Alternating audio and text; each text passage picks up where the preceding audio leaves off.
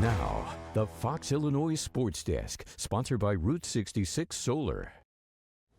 Now, just a few weeks ago, we had a whole slew of coaching introductions from Southeast. And we switch gears over to Jacksonville today as we connect with their new wrestling coach, Zach Stout.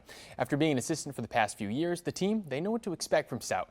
Someone who's tough, but knows the right times to step back. I think the kids would probably tell you I can be a little bit hard-nosed sometimes, that's for sure.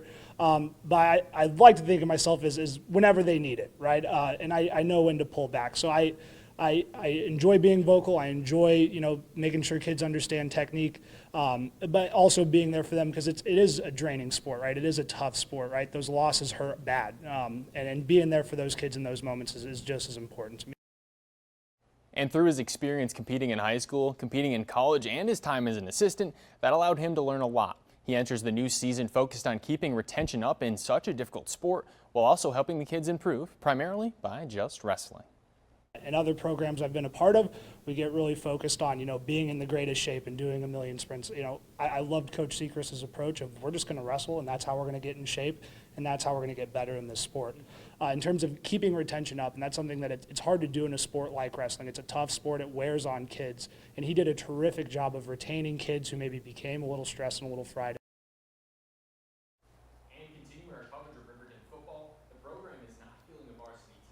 Season, but they have plans to return back to the Sangamo Conference in 2025, planning to be on everyone's schedule next year. Though this down year and going forward, Sangamo Conference Secretary Phil Appleby says they're completely behind Riverton. It was very clear, no one is upset with Riverton. We get it, these things happen. Riverton will slide right back into their schedules. We'll all have Riverton on our schedule. It's not going to change anything. There's no one's looking to remove Riverton or anything like that. We want Riverton in there. We want them to have a successful program, and we support them 1,000%. Dans will have to wait out this Tuesday without any baseball. The Dans home game against Dubois County will be made up on July 19th, while the Shoes, who were traveling to take on the Cape Catfish, they will make that one up on July 24th. Both teams back in action on the road tomorrow.